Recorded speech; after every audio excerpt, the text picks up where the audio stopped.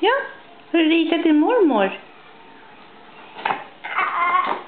Åh, vad fint. Det går inte att stänga. Nadja. Oj.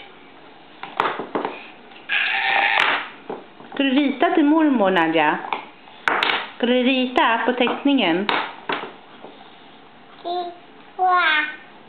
Till mormor.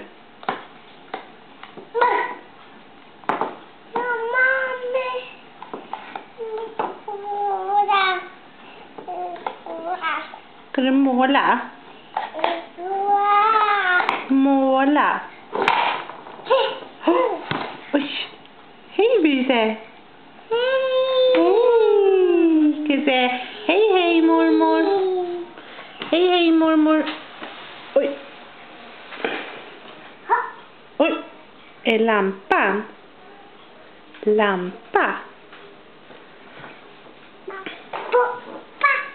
Hörru. Får man stå på bordet, Nadja? Va?